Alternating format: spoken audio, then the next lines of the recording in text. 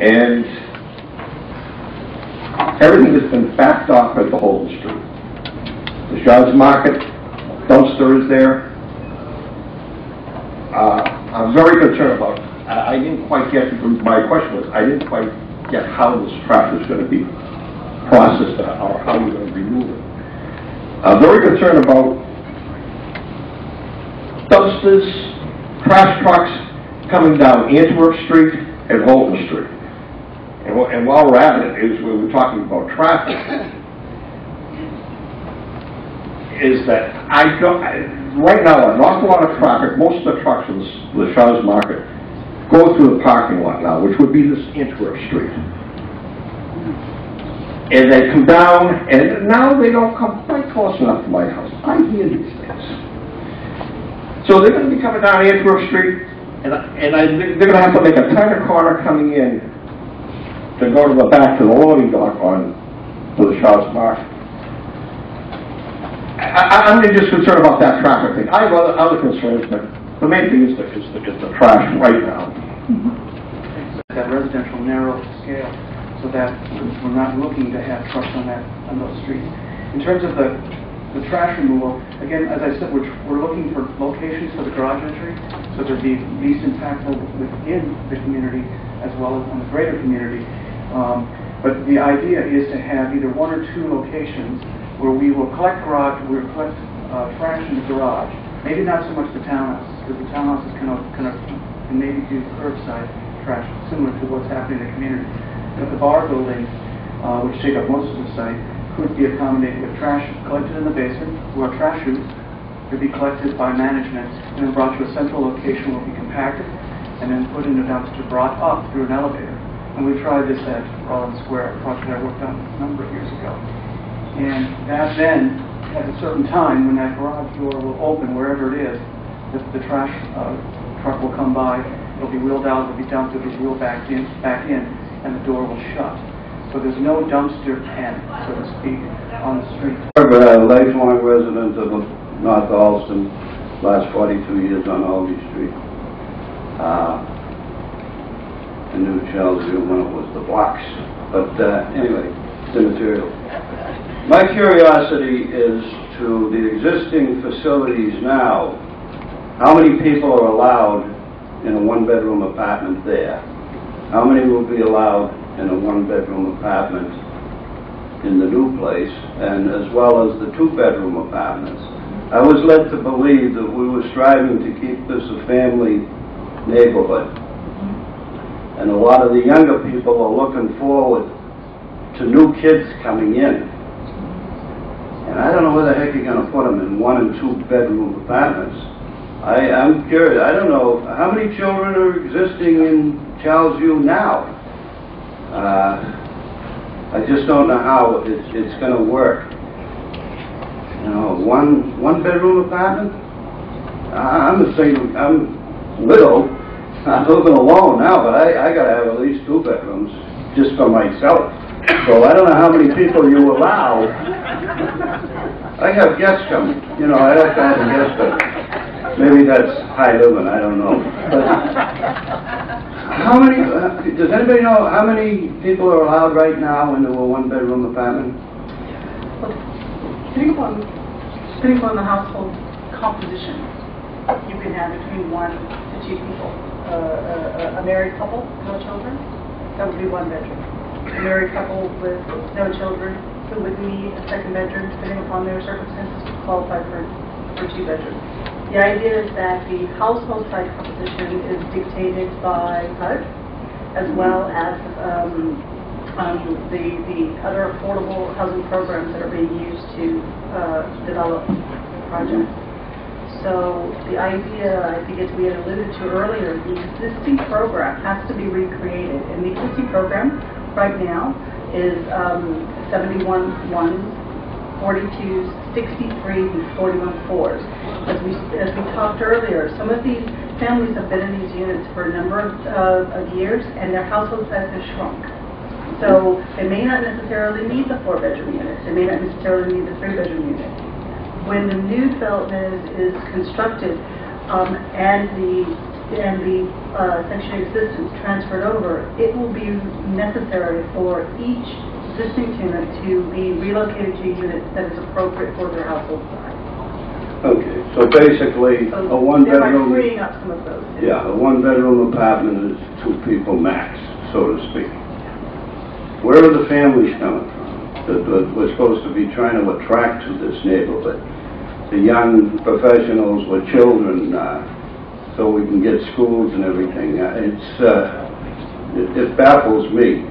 I think we ought to throw away the 1s and 2s and make them 2s, 3s, and 4s and provide some room to attract some people into our neighborhood. Thank you. Tiny shoebox-sized bedrooms and claim it's a 2-bedroom, but it really is good just for 1 person. The proposed program is increasing the bedroom sizes that are at the current Charlesview, and those are growing by about 10%. So what you have, what we've laid out right now are 1 bedrooms at approximately 800 square feet, 2 bedrooms between 950 and 980, 3 bedrooms between 11 and 1200, and the 4-bedroom units between 15 and 1600 square feet. 12 feet or something like that. You cannot put a decent-sized bedrooms like that. You've got the bedroom distribution. We've got some generously sized bedrooms, but the master would be larger, but yet the child's bedrooms are along the lines of the 10 by 12s, 10 by 10s, yes. Questions, and then if I need to repeat one, you can let me know. My name is Tim Schofield, live in Brighton. I'm also a member of the Independent Advisory Group, which for those of you who don't know, on large projects like this, the BRA appoints people from the community to try to serve as some kind of representative, Tim McHale. There's a list of people, so there's a group of us, and we actually got a preview of this a week or so ago, Tim. So some of these I've said to you, but I do want to repeat them. My general view is I'm supportive, like a lot of people were in the stickers. I think the project is far too dense for the space that we have. I think a lot of people feel that way. And something that's come up, I've heard a lot of people talk about, is, I think they would be supportive if it wasn't so dense, if we had some more space. And I think a lot of us are concerned that Harvard has more space to give. And I don't know if Kevin's still here, I'm sure he'd love to hear that, but Harvard was here. For example, something that came up at the IAG meeting is this what is the store next to Shaw's? I forget, the Frugal Fanny's. We're cutting the building? Is that what the plan is? We're going to cut the building in half? Who owns that building? That is part of the Brighton Hill Shopping Center. Which means it's part of Harvard. It makes absolutely no sense to me that we're going to cut that building in half and put those people living in that little alley there. Harvard should give that building. All right, so certainly, at least as far as that, but I think I want to talk broadly about the Harvard issue, and I hope Kevin's still out there somewhere, because this has come up from a lot of people that, as I understand the situation, Harvard has claimed hands-off at this point, and that you folks are free to go ahead and get this permitted and built. And as I also understand, the swap will not take place of land until this project is done. Is that correct? That is correct. Okay. Well, it seems to me that Harvard really wants that corner lot in Barry's Corner, so it seems to me there's a lot of leverage for you folks right now. If this doesn't get built, if it doesn't get permitted, because we all raise a stink with the BRA isn't happy with it, Harvard doesn't get the piece that it wants. So I would invite you, as I did at the last meeting, to join us in pressuring Harvard to provide some additional space so that if we're going to do a project of this size, that it actually works in the community. And I really don't buy, and I know a lot of people in the community don't buy, that Harvard, we have nothing to do with this. That's simply not true, okay? Especially the way the deal has been structured. They're not doing the land swap until this deal is done.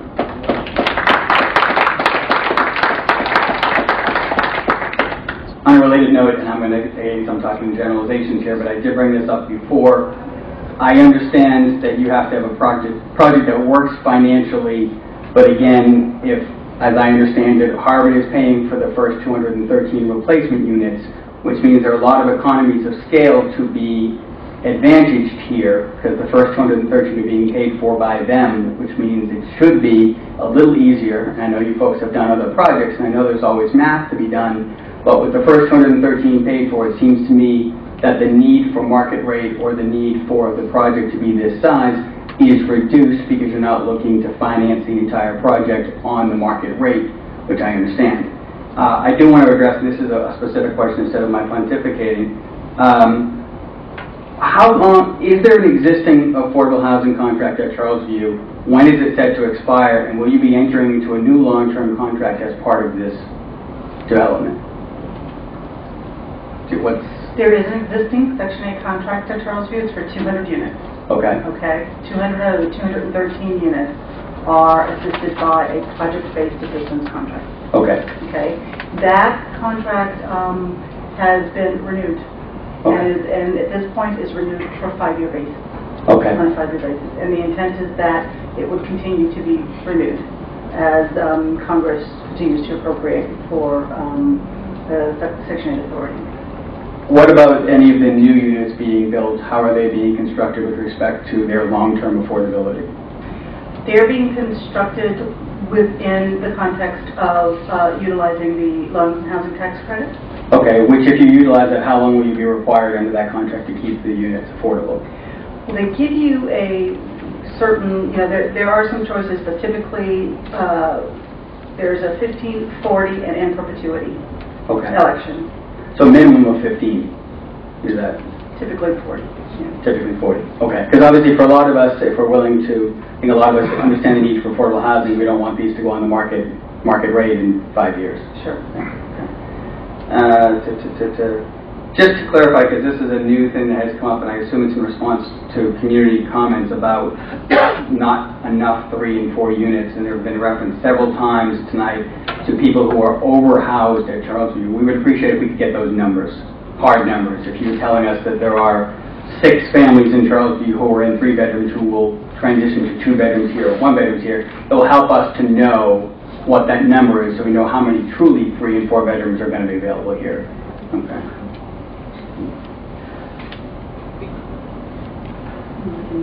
We can give you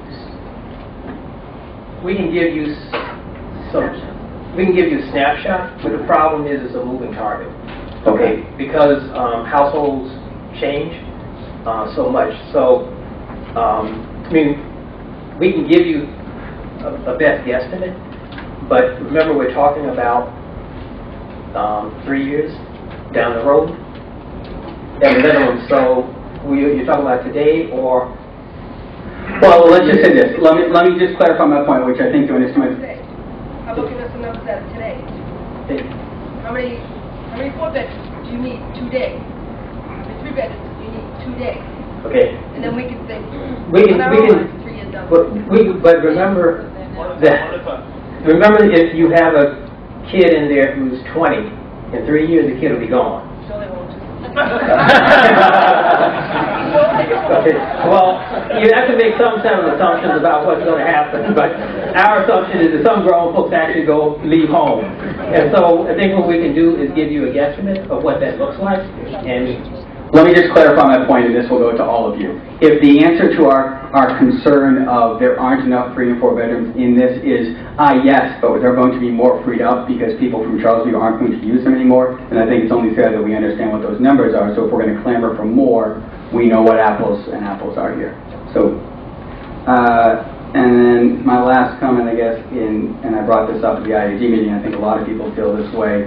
I'm concerned about the long-term financial stability of the project. And what I mean by that is we look over at Charlesview and it's disgraceful that those buildings were allowed to go into such disrepair, and we don't want to wake up 30 years or 20 years from now to find that this project has also not been maintained properly. So whether that means, again, we turn to our good friends across the river, I don't really care where the money comes from, but I think we all want to see that there is a fund here.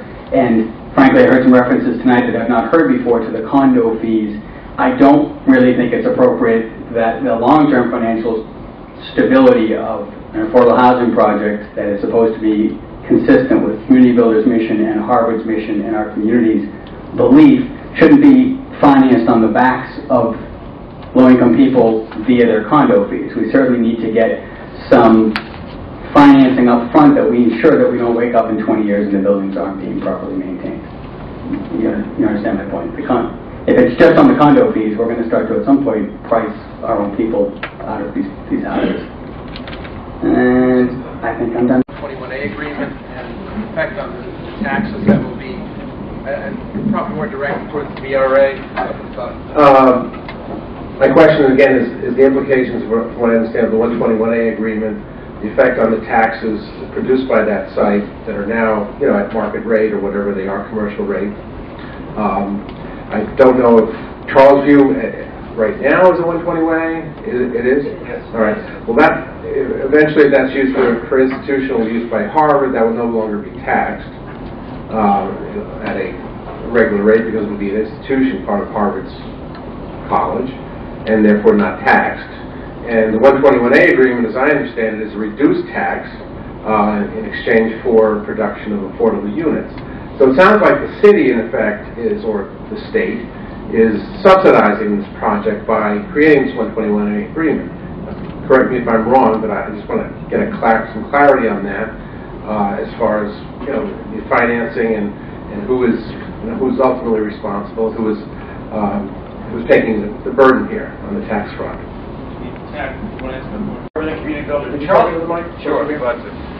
Charlesview is currently a 121A. That 121A, the plan is to transfer to the new project, so that's going to be a wash. Whatever was there now is going to be in the new one. As far as when they do the land swap and it becomes Harvard's property, then that'll be subject to the deal that Harvard has with the city.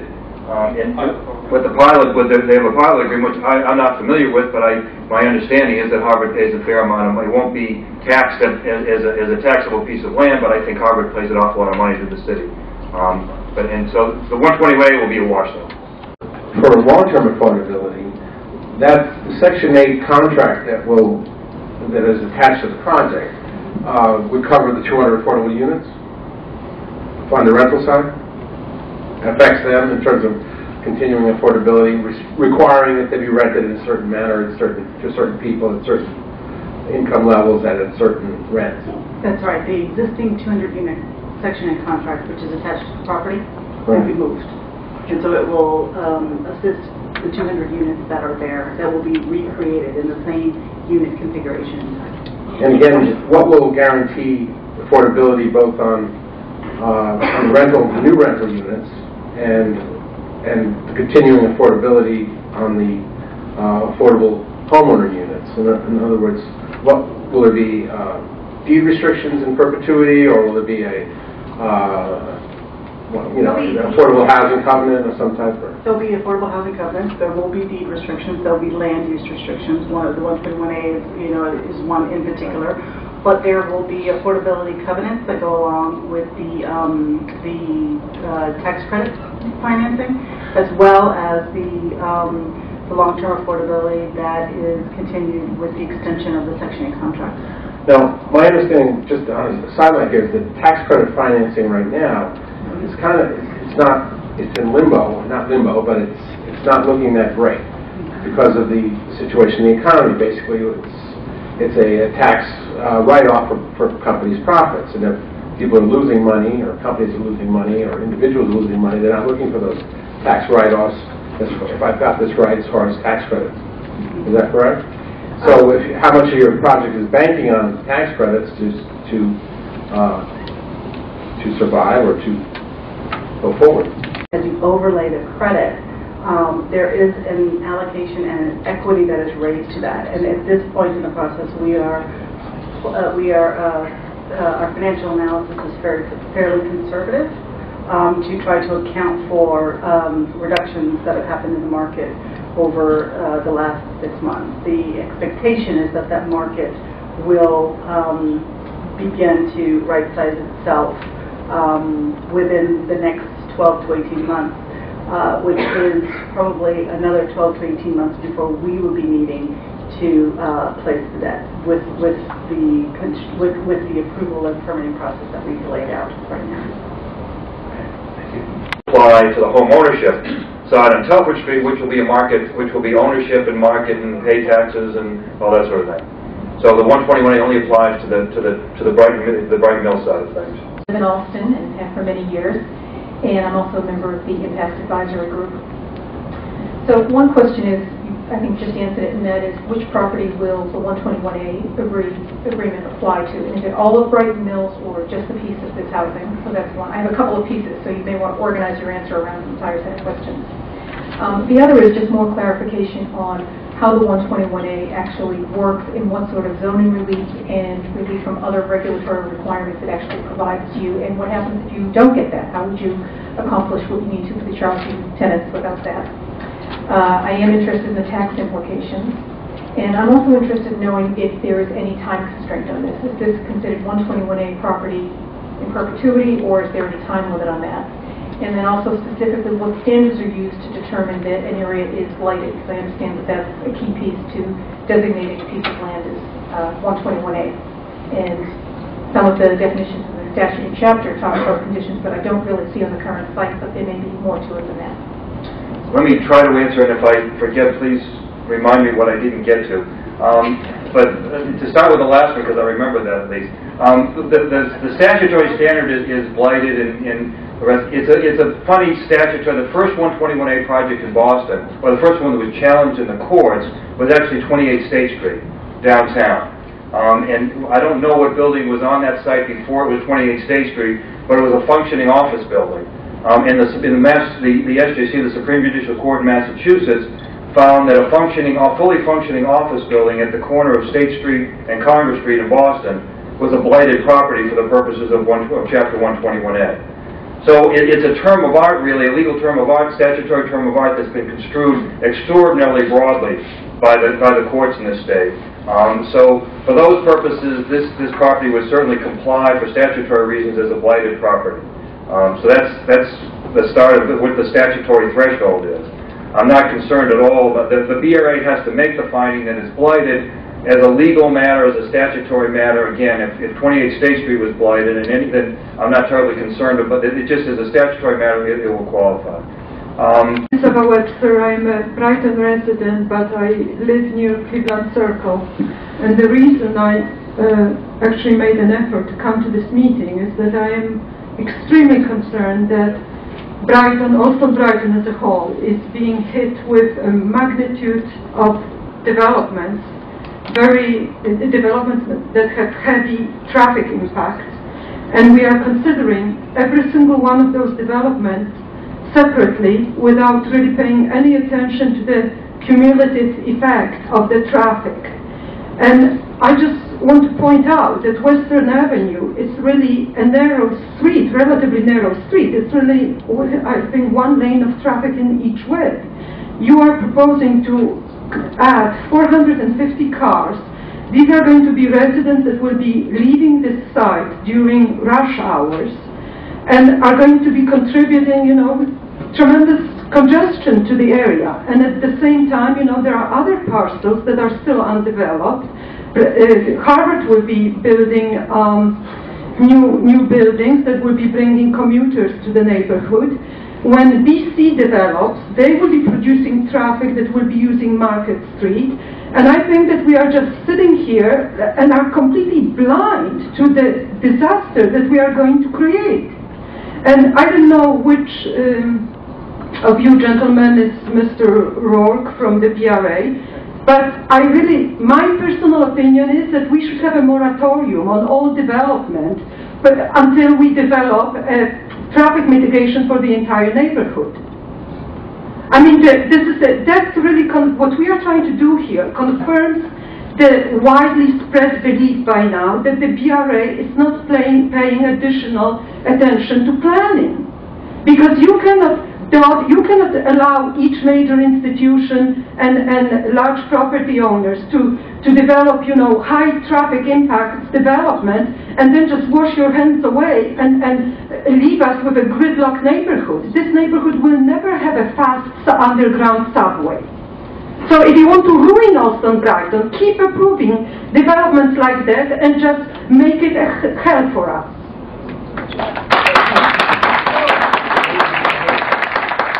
Parking.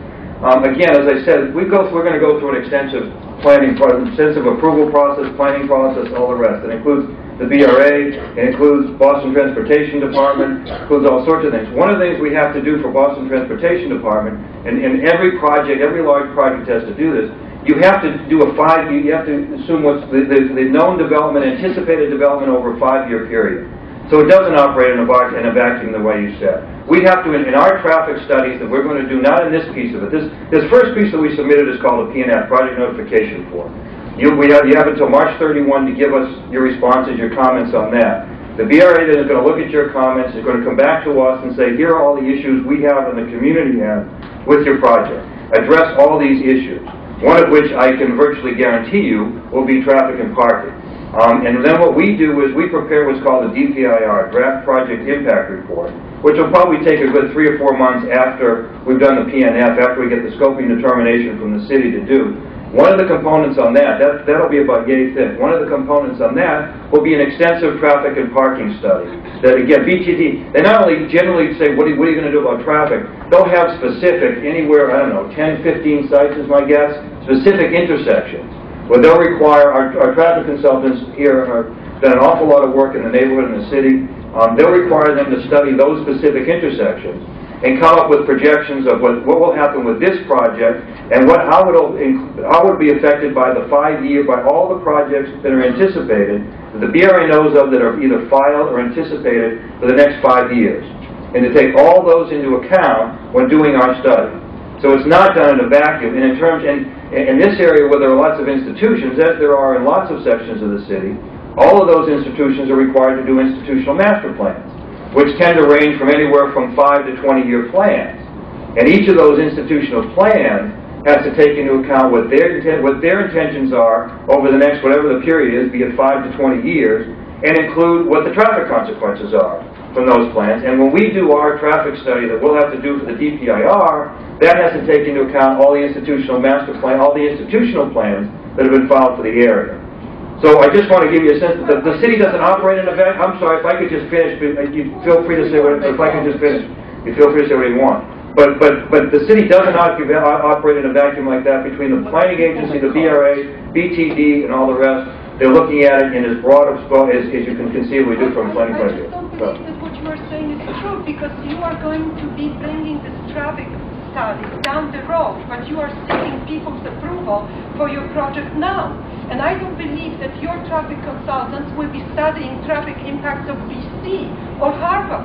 And we cannot be counting just on the DRA to be putting it all together. We should really have a plan where people can actually weigh into those things. We are doing it just chop, chop, chop by pieces.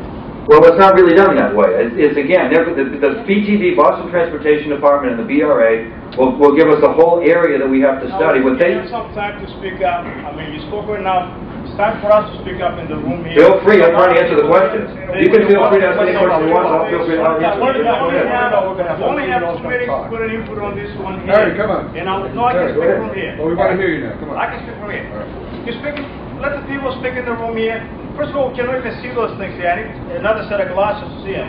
But anyway, what I'm saying is like, why do you allow this project to go forward in this neighborhood? It's too many units in an area with 2-family houses next to it. And you come up to like 7.5 stories, not 6.5, because you got the elevators on the top, you got the storefronts. You're taking parking away, and then the biggest things, like I was saying, is like traffic's the biggest thing. We hear that through the years, through the BRA promising. It's all getting empty promises through the BRA. And the other thing is like the parking. You don't have enough parking for all those units you're going to have there. And under the affordable housing, you're sliding underneath to go allow those units with no parking. And I know people who live in Charlesview, 2 single people who are going to get married, every one of them has a car. I mean, it's under the old law, you're going to allow 0.7 or something instead of 1 parking space per bedroom or something like that. I mean, it's like, why you don't take the affordable housing and move it all over the city of Boston? And gonna do it all, maybe different parts of Harvard's own, like their own houses, like single families, their own different lots, and maybe put a small unit here, small unit to a different location instead of 1 location. Thank you. Thank you, Harry. That didn't work. How are you going to do this traffic study with this situation? Do Dunkin' Donuts in our town. and the traffic is unbelievable. Street? Okay. Well, I'm thinking of North Beacon Street, and I'm thinking of North Haven Street, you know? So, I mean, again, I'm for the project, but this traffic situation, if they can't handle, if the city can't handle the consequences of a Dunkin' Donuts parking lot, how can they handle? I think we deserve an answer to that. The traffic study will be done. Have you done a traffic study around Dunkin' Donuts? Well, this is the first time you're doing it, I'm saying, ever. Oh, yes, that's the first one ever. Studies back But no, the one down in Alston, that's at the corner of North Haven and Western Avenue, that one. Okay, that one. Yes. I was the project manager, and I'm not sure if the traffic study does that. Well, There will be a traffic study done for this one, I assure you. But before we get into that, I'd like to ask a question. Don't you feel an obligation to propose something? I understand the process is the developer makes a proposal. Part of the proposal should be transportation, traffic. You have an obligation to present that now. Why wait till the middle of the process? Which probably, I think the answer to that was, well, there should be an institutional master plan that the institutions should propose. And my main question is, this project is being done for Harvard. They're going to reap the benefits from it. It seems like you're saying that after it's built, it's going to stand on its own, it's going to live in our community and support itself, so it's there. But it's being done for Harvard. People say not by Harvard, but Harvard's paying for it, and Harvard's going to reap the benefits from it. This should be part of an institutional master plan. And I think if you had it that way, if the BRA had it that way, instead of us not allowing us to even talk about Charlesview, when we talk to Harvard about their institutional master plan, we'd be better off than we are today. But just let's go back to, you people owe us. If you're going to propose a project for 400 cars, then you've got to, why not start up front with it? That's because that's how the process, that's how the statute works. Because the way it works is, again, first you do a relatively simple statement so people can get an overall sense of what the project is. Then we have meetings like this. Typically there's one. In a project like this we're going to do two. As a result of that, the BRA then gets a sense of what the issues are that then gets, again, what people are concerned about, which is clearly traffic, was one of the concerns. And they'll come back and say, you have to show us, you have to give us a traffic study. And based on this kind of comment, we'll then go and it's not like we're trying to skirt the process. Again, it's in the statute that we do this next piece. After we do the P&F, we do what I said, what are called the DPIR. That's when you do we'll have a shadow study, we'll have a traffic study, we'll talk about urban design, we'll go into detail on all this sort of thing, which is the way it's done. People typically, they want to get you don't do it up front because you want to get some feedback of what people are concerned about, what areas they're concerned about, and it makes more sense to do it once you have that in hand. Nobody's going to approve this thing. This thing isn't going to go forward till we've done that and people have had time to look at it. There's a 60-day comment period at least after we do the DPIR. There's at least another one of these, another public meeting, and my guess is there'll be more than one once we've done the DPIR. So this is just the beginning. Nobody's trying to circumvent anybody. Nobody's trying to pull anybody. We're going to go through all that, but that's the way the city works it. You do these studies after, as part of the second stage of the project. If I could say one thing, you mentioned that this was a project done for Harvard, and I sort of looked at it when I was assigned this project. That it's also a project for the residents of Charlesview. It's also the people of Charlesview moving into better, more quality housing than they're currently in. So it's also, is it being done for Harvard? That's definitely, Harvard is going to get that link. But it's also being done for the residents of Charlesview, so they'll have better, more quality housing to live in. Yeah, that's true. Yeah. I mean, it's not. The other thing, just is Felicia reminded me, Joe reminded me that first of all, the current Charlesview has under one space per unit. The new project is going to have 1.14 parking spaces per unit, and plus, again, we're moving Charlesview. There's 213 units that are already there. So there's an incremental increase, but there are already 213 units that are there. Charlesview just moving over, and in the plaza, the residential use we have is less intense than what else is in the plaza. There you go. You can tell us what it is. No, yep, you're right. I'm not even sure if I have a question. I just wanted to add one more perspective on this. A lot of people are concerned about families staying in the neighborhood.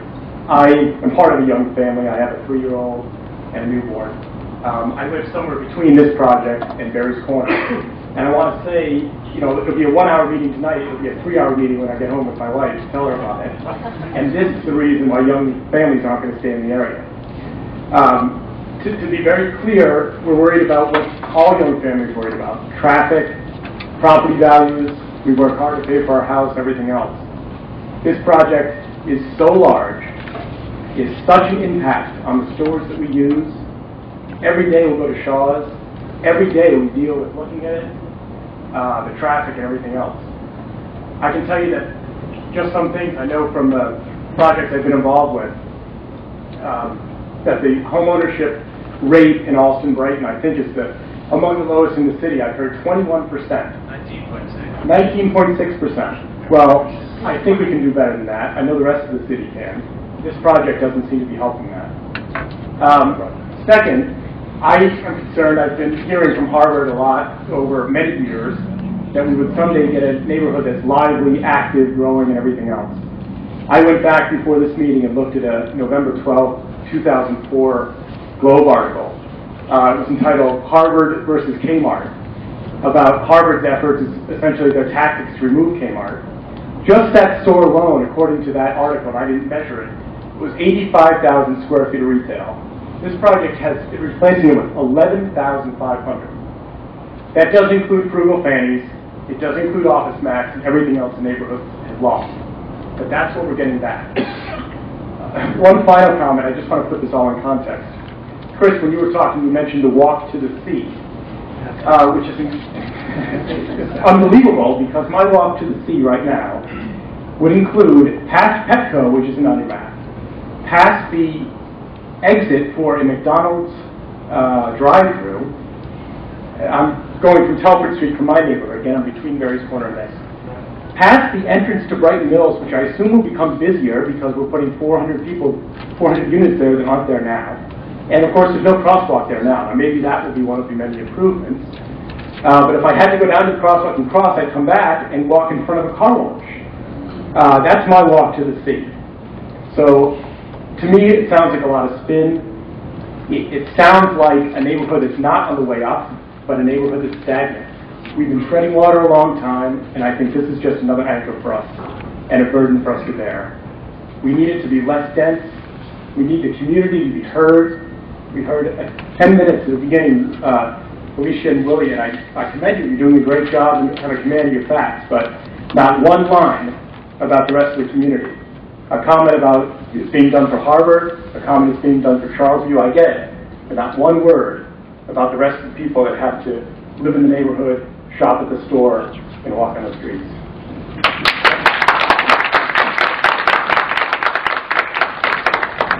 Longtime North Alston resident. This is actually the third time that I have heard the community builders presentation on this project. And there is, for me, a tremendous discrepancy between the ways in which it is described and what all of us in this room can see on that board.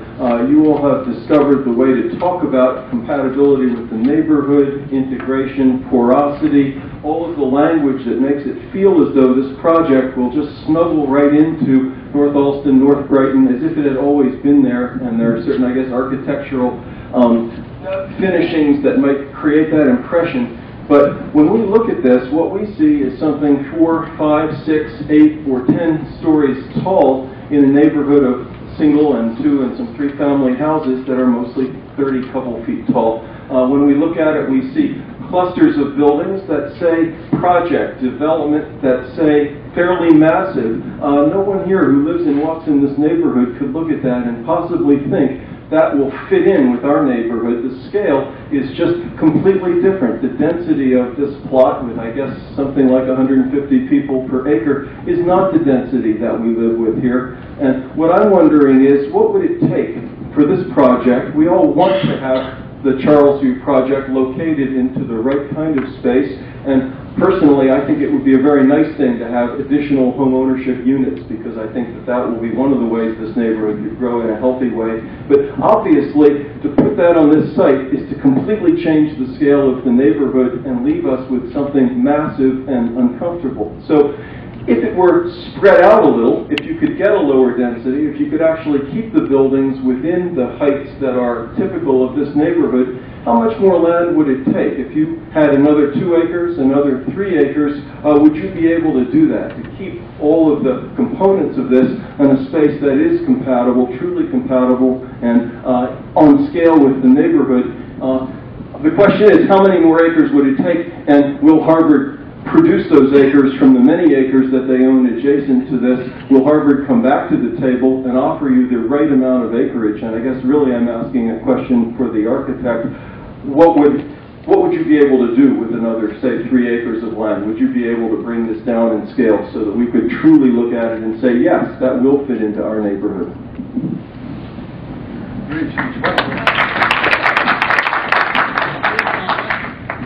True that we have been given a piece of land, and we've been working with Harvard in negotiations to try to develop a community that is of the scale.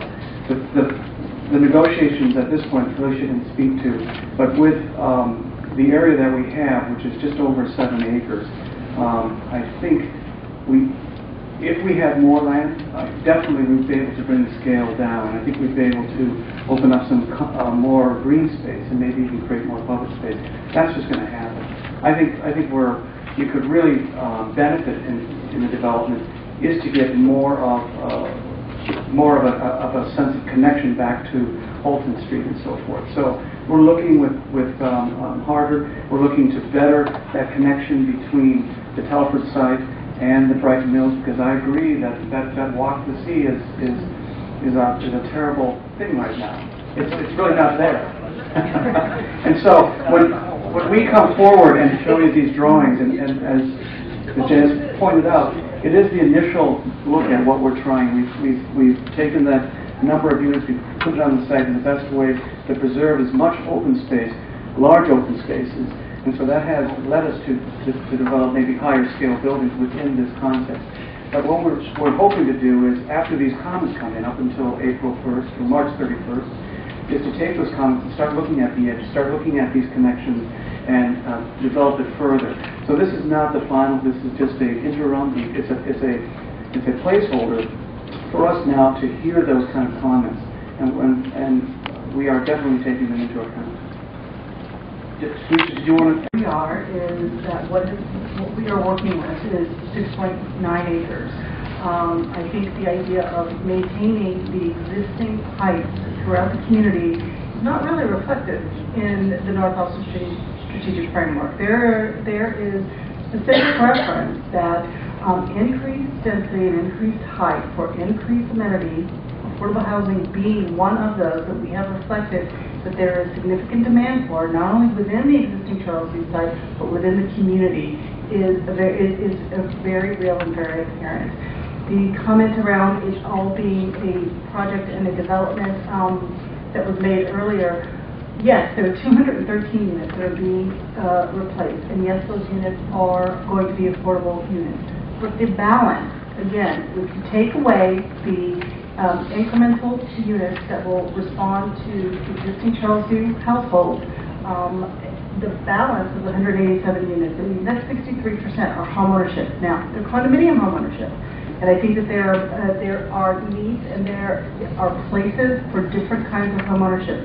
What we're looking at here is a condominium form of homeownership. This does respond to small families. I have a young family. We bought our first condo. That's how we started that. We moved into a single-family residence after going into a two-family residence. So there is an evolution of homeownership that can occur, that can be positive. And this is the response that we are trying to provide to the area right now. More land's great. Right now we are looking, we've presented this project to you, and I think we've got to hear your feedback, and we have to hear your comments and move on from there. And I think that I have attended most of the discussion meetings over the last 2 to 3 years around Charlesview moving, the comments are the same that I heard 2 years ago when you presented it. I heard, you know, December '06 when you gave us these drawings then, the comments were the same. The issues were the same around parking, around density, around height. My question to you is what's different? Because your attorney says, well, this is a process and this is the very beginning of a process. This is not the beginning of the process for the community here, because we've seen all this stuff before for a year and a half. So, you know, to come to this meeting and say, well, we just want to get a toe in the water, how do you really feel? Gee, we've been telling you how we really feel for a year and a half now. My question to you is what is different between the proposal you gave to us in December '06 and now? And I'm still seeing 400 units. I'm still seeing a minimal amount of parking. I'm seeing massive density. What has changed? Some of the responses that we did incorporate from the meeting of last year, while the reduction in the unit count has not occurred, and the Telford Street site, again, the demand to rehouse these existing tenants and provide additional affordable housing has stayed as part of the core criteria. When we came out last year to speak with the community, other issues came up on the table that we have tried to address. Additional parking. I think Christopher has mentioned that we not only are able to include more parking at undergrade level, but we are also able to include more surface parking. Some of the massing, we've changed some of the massing of the buildings. There were more bar buildings previously than what there are now. Some of them have been relocated. I think in the first version that we saw, there were bar buildings facing Litchfield Street. Those have been reversed, and those have come in towards more to the interior of the site and towards more of the parking lot of the site. Some of the unit distributions have been changed to try to address the kinds of household size and configurations that we need to look at. So there have been changes. I think we are still at the point where we feel that a program that provides an additional 187 units of housing, that the majority of that additional production is in the form of a homeownership component, is still valid, and would like to continue to try to provide additional and broader range of housing choices for the community. And so this is a part of the process. I don't think it's the beginning. Yes, we have been out, but there has been an evolution, and I think that the intent is that there will continue to be an evolution. And it sounds like that evolution is going to take the time that it's going to need to take. You guys look really good tonight. This is a great looking community. We've all come out for this. It's great. It's really great to see everybody. And it's good to see you guys too. You're doing a great job tonight, and we're all commending you. I like the density, 230 people per acre. It's not, by my reckoning, it's up to 230. If you take a 5,000 square foot parcel of land, put a two-family house on it, you put 4 people in each house, 8, and there's 9 parcels per acre. It's 36 people, so 36 people per acre. This is getting it 400 units, 4 people per unit, 1,600 people divided by 7 acres. It's about 230, something like that. So it's 7 times the density of the existing neighborhood. Okay, 14,000 people. All of us here live in 35-foot home or less. Okay, this would be the first house, with the exception of the McNamara house. I think it goes to 5 or 6 stories, but it's elderly housing. This would be the only housing in our neighborhood that reaches 65 to 105 feet tall. Chris, you said something about the church and the building that kind of we all go to. Oh, come on, you know, this is just what Jane said, the toe in the water, or the camel's head in the tent. You know, everything's going to go 10 stories or better along the river. And there goes our sky, there goes our horizon, there goes our light, there goes our wind, there goes our sense of connection, barrier-free to the river. I'm going to say it a different way. Lou, if you and I, you know, started a shoe factory in Haiti and people started dying or getting sick there, you and I, if our money was behind it, you and I would be responsible for that condition. Well, damn it, Harvard's money is behind this. They got to do what John Wayne would say, stand up and be counted. They got to stand up and say, okay, I'm going to walk you down that aisle and make sure that this community and this project gets done the right way. And the way they walked away from it was any kind of agreements that I know you guys have. You know, you can't talk to each other, the Harvard can't talk to the residents, can't talk to the board. This hush. Come on, let's open it up. Open it up. Meet with the community. 16 months ago, you could have met with the community. And Harvard's been meeting. You know, we meet with Harvard. We don't bite. We're pretty good. We're a pretty savvy area neighborhood. We love to work. I think we're pro-development. We'd like to work with you on this. But you got to come to us. And you know, shoehorning a project like this of this magnitude, $150 million project in the middle of a neighborhood, is, you know, there's ways of doing it. And in my estimation, in my opinion, you got to come to us and work with us. So I'm asking that you, TCP and the Charlesview board, listen to what's going to happen with the BRA over the next 6 to 12 months. As most of us know, there's going to be a community master planning process that happens. All right? It's going to take into account the IMP, all the land that's not owned by Harvard, and the BRA, with a small army of designers and architects, led by the city planner himself, Kairos Ken, is going to help us master plan our community. And so that will inform a Charlesview project, and not the other way around. We don't think that a project running off on its own is going to inform the community planning process. It's going to be hopefully the other way around. And the strategic plan framework called for a special study area, the one that you're smack dab right in the middle of, called the Holton Street Corridor. And why not look to Charlesview to anchor a wonderful project that can knit back the neighborhood, that's literally separated by separates Alston and Brighton through an industrial wedge that goes right down to the turnpike. So let's be smart about this. Let's slow it down. Look to the community planning process to inform your project. Work with the community. Let us work with the Charlesview residents. Let us work with the Charlesview board. I'm really scared for the Charlesview folks because there's this perception out there that they don't want to meet us. Okay, they've been separate for all this time, and the community and the Charlesview has been sort of living independently for the last 30 or 40 years.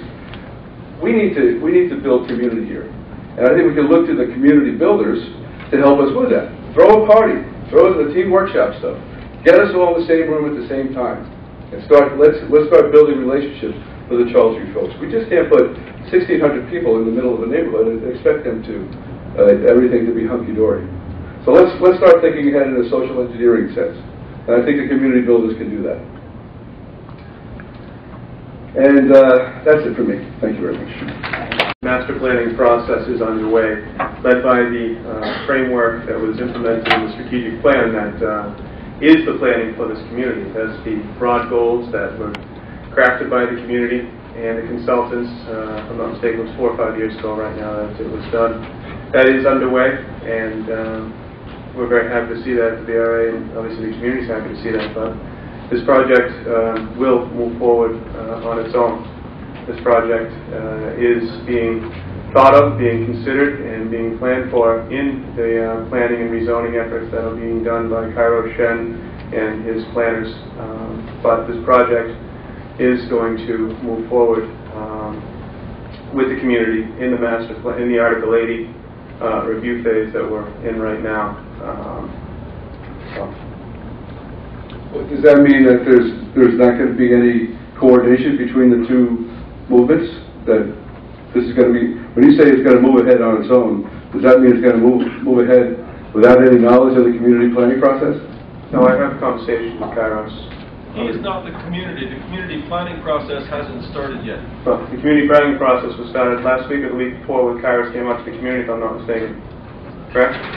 He suggested that eventually, maybe at the next task force meeting, that process may begin. Okay. He outlined the promise of that process. I know he's working on it. I don't think it will happen quickly. It's a lengthy, complex process, and if you're moving ahead independently of it, I don't see how you're coordinating with it. The planning process has been done. The strategic framework is in place. That was not the planning process. He didn't say we were going to look back at the plan, at the strategic framework. He said we were going to move forward to have a full-dress community planning process that may start, yes, in a few weeks or a few months, but it hasn't started yet.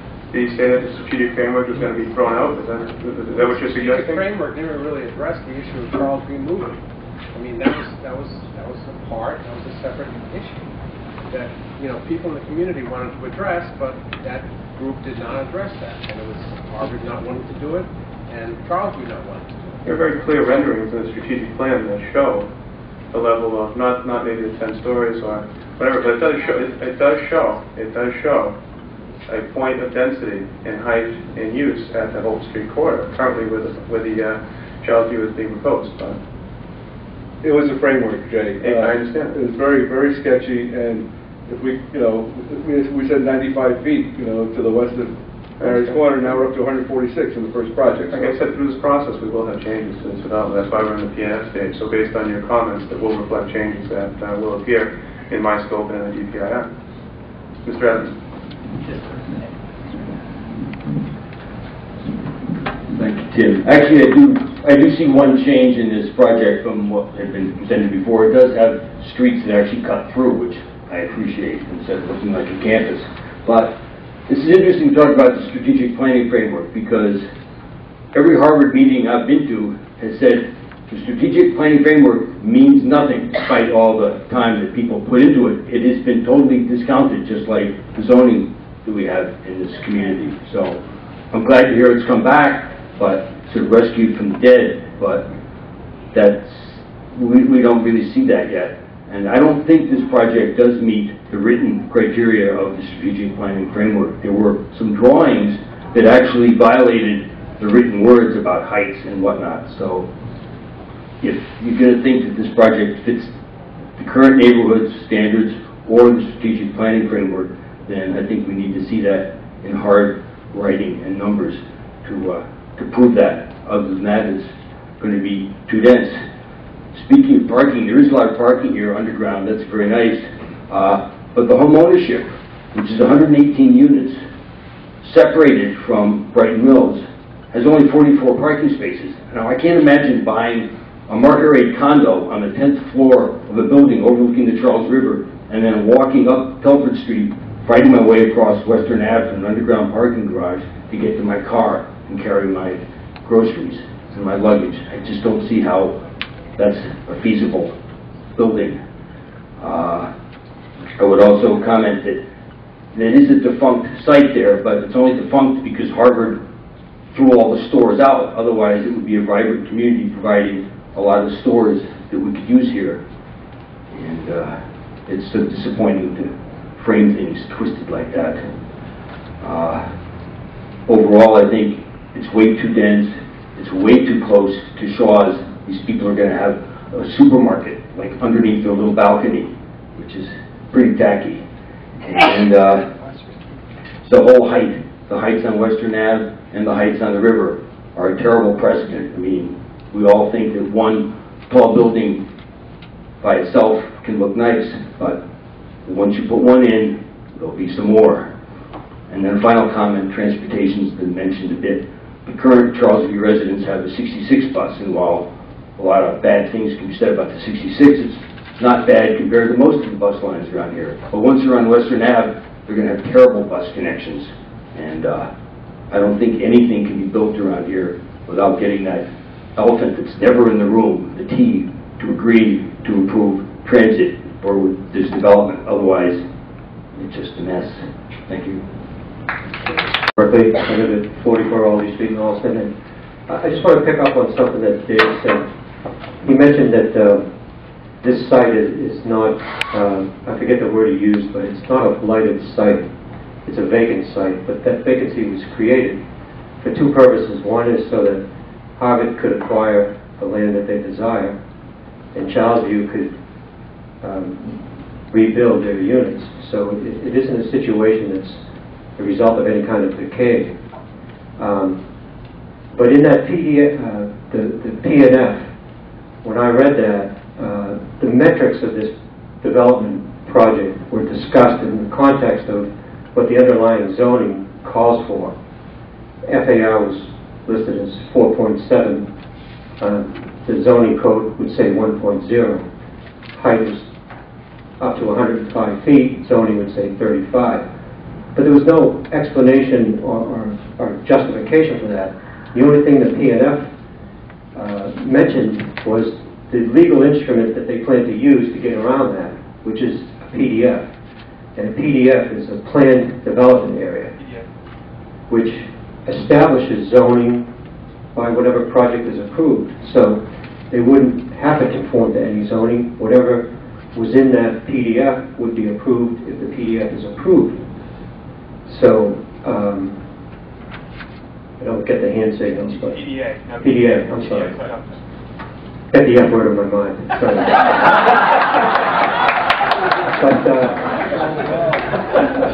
But anyway, I don't know if the BRA is considering a PDA, but I think that the change in zoning needs to be justified. It needs to be, all the impacts associated with that have to be considered and mitigated if they can be. And if they can't be, then there's something wrong with this project, whether it's height, density, or whatever. But I'm a little concerned when I read that the only mention is, well, yeah, we don't conform to zoning, but we'll seek a PDA, so we won't have to worry about zoning. I think that the underlying zoning is very important because it relates to the neighborhood that surrounds this project. And any impacts should be scoped and should be responded to and should be mitigated. Thank you. The Telford Street side is going to be straight zoning board of appeals, and the Bright Mill side will go with the 121A. That they'll be looking for that relief. The 121A has to be not a PDA. The PDA is a word that a lot of people in a lot of communities have a lot of pullback on. 121A is different. Lou said it very well earlier. I'm not sure if you heard it, but it allows the BRA to waive zoning for a certain project based on its benefits. And right now, this project has some work to do in order to get the community in support before those benefits and those approvals can be granted. So it's not going to be a PDA. It will be a 121A. And if you had a question on the taxes that are associated with that, that is decided by the assessor's office, and they'll be working on an agreement with the Charlesview development to figure out the appropriate, very similar to the way a university manages their pilot program. So it's the exact same way that the assessor's office figures an adequate price based on the benefits associated with the development, and the reason why this is at 121A eligible is based on the affordable housing that it will be providing. I'm a long-term resident and homeowner on Albee Street. I find myself slightly amused for folks that participated in what was called for several years a community master planning process. It's now being called a strategic framework. A little confusing, I guess it's just semantics, but a lot of us went to meetings with Jancy and Lance Campbell, and we talked about this, and the whole idea of this process was to provide a vehicle for development where things would not be viewed in isolation as we are being asked to view this project. So that's a little disturbing. And for those of us who did participate in that process over the course of several years, the resounding answer for heights was absolutely not, and here we are looking at a proposal for 10-story buildings. It really does not do much to make us feel that the parties involved are working on a good faith basis. That being said, I just have a couple of questions about the Telford site. 118 units of home ownership, 20% affordable. I'm curious as to what market rates will be for those home ownership properties on properties overlooking the river. I would suspect they would have a pretty hefty price tag. If you can answer that question. what we are looking to try to provide is, while it is not technically affordable, the balance of the 80%, we are looking to be affordable to, again, professional working households that are in Alston. So right now, we have the ranges beyond 120 to approximately 200% of their median income. So that's probably a family, if you're looking at from a bedroom size, that's a family of 4 who's in the $120,000 range with 2 people working. That goes all the way up. No. That goes beyond the 20% affordable. Those incomes and those prices are set by BRA through the inclusionary housing program. I was going to say, because I was looking at... And those are along the lines of the $200,000 to $300,000. If you overlay this sort of workforce kind of a concept of dual adults working, paraprofessional, professional, again, that where we are performing this are not high-end luxury, but family housing that is affordable to households that are perhaps 20% in. What is to prevent somebody's parents from buying 1 and 2 bedroom units to house their students?